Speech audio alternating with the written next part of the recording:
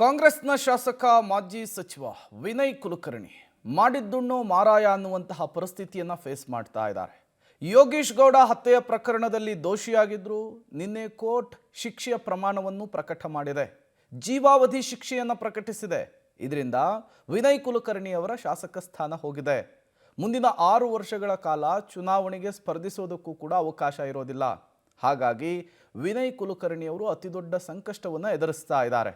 ಈ ಎಲ್ಲ ಸಂಕಷ್ಟದಿಂದ ಪಾರಾಗೋದಕ್ಕೆ ಕಾನೂನು ಹೋರಾಟವನ್ನು ಮುಂದುವರಿಸೋದಕ್ಕೂ ಕೂಡ ವಿನಯ್ ಕುಲಕರ್ಣಿ ನಿರ್ಧರಿಸಿದ್ದಾರೆ ಅನ್ನೋದು ಗೊತ್ತಾಗ್ತಾ ಇದೆ. ಹೇಗೆ ಅನ್ನೋದರ ಡೀಟೇಲ್ಸ್ ನಿಮ್ಮ ಮುಂದೆ. ಯೋಗೀಶ್ ಗೌಡ ಕೊಲೆ ಅಪರಾಧಿಗಳಿಗೆ ಜೀವಾವಧಿ ಶಿಕ್ಷೆ. ವಿನಯ್ ಕುಲಕರ್ಣಿ ಶಾಸಕತ್ವ ಸ್ಥಾನದಿಂದ ಅನರ್ಹ. ಮೇಲ್ಮನವಿ ಸಲ್ಲಿಕೆಗೆ ವಿನಯ್ ಕುಲಕರ್ಣಿ ಪ್ಲಾನ್. ಧಾರವಾಡ ಹೆಬ್ಬಳ್ಳಿ ಕ್ಷೇತ್ರದ ಜಿಲ್ಲಾ ಪಂಚಾಯಿತಿ ಸದಸ್ಯ ಯೋಗೀಶ್ ಗೌಡ ಕೊಲೆ ಪ್ರಕರಣದಲ್ಲಿ ಭಾಗಿಯಾದ ಒಟ್ಟು 17 ಜನರಿಗೆ ಜನಪ್ರತಿನಿಧಿಗಳ ಕೋರ್ಟ್ ದೋಷಿ ಎಂದು ತೀರ್ಪು ನೀಡಿದ್ದಲ್ಲದೆ 16 ಜನರಿಗೆ ಜೀವಾವಧಿ ಶಿಕ್ಷೆ ಕೂಡ ಪ್ರಕಟ ಮಾಡಿದೆ. ಅಪರಾಧಿ ಸಂಖ್ಯೆ 17 ಆಗಿರುವ ಚನ್ನಕೇಶವ ಟಿಂಗರಿಕರ್ ಅವರಿಗೆ 7 ವರ್ಷ ಸಜೆ ನೀಡಿ ಆದೇಶ ಮಾಡಿದೆ. ಈ ಹಿನ್ನೆಲೆ ಜೀವಾವಧಿ ಶಿಕ್ಷೆ ಆದವರಲ್ಲಿ ಧಾರವಾಡ ಗ್ರಾಮೀಣ ಕ್ಷೇತ್ರದ ಶಾಸಕ ವಿನಯ್ ಕುಲಕರ್ಣಿ ಕೂಡ ಒಬ್ಬರು.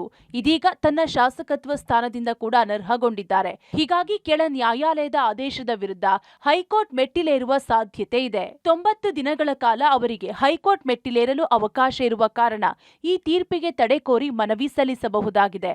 ಅಲ್ಲದೆ ಸುಪ್ರೀಂ ಕೋರ್ಟ್ ವರೆಗೂ ಹೋಗಲು ಅವಕಾಶ ಇರುವ ಕಾರಣ ಶಾಸಕ ಸ್ಥಾನ ಉಳಿಸಿಕೊಳ್ಳಲು ಮೇಲ್ಮನವಿ ಸಲ್ಲಿಸುವ ಸಾಧ್ಯತೆ ಇದೆ. ಇನ್ನು ವಿನಯ್ ಕುಲಕರ್ಣಿ ಈಗಾಗಲೇ 2 ಬಾರಿ ಇದೇ ಪ್ರಕರಣದಲ್ಲಿ ಜೈಲಿಗೆ ಹೋಗಿ ಬಂದಿದ್ದಾರೆ.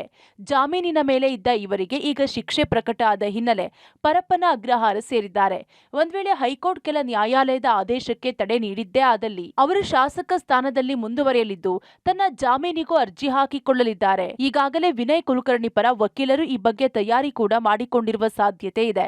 ಮೊದಲು ಹೈಕೋರ್ಟ್ನಲ್ಲಿ ಕೆಳ ನ್ಯಾಯಾಲಯದ ತೀರ್ಪನ್ನ ತಡೆ ಕೇಳಲಿದ್ದಾರೆ. ಅಲ್ಲಿ ತಡೆ ಸಿಗದೇ ಇದ್ದಲ್ಲಿ ಸುಪ್ರೀಂ ಕೋರ್ಟ್ ವರೆಗೂ ಹೋಗುವ ಸಾಧ್ಯತೆ ಇದೆ. ಒಟ್ನಲ್ಲಿ ಶಾಸಕ ವಿನಯ್ ಕುಲಕರ್ಣಿ ಸೇರಿ ಈಗ ಶಿಕ್ಷೆಗೆ ಗುರಿಯಾದ ಎಲ್ಲ ಆರೋಪಿಗಳಿಗೆ ಕಾನೂನು ಹೋರಾಟಕ್ಕೆ ಮಾತ್ರ ಅವಕಾಶ ಇದ್ದು ಯಾರ್ಯಾರು ಈಗ ಯಾವ ರೀತಿಯ ಕಾನೂನು ಹೋರಾಟ ಮಾಡಲಿದ್ದಾರೆ ಅನ್ನೋದನ್ನ ನೋಡಬೇಕಿದೆ. Javed Adhoni, public TV, Dharwad.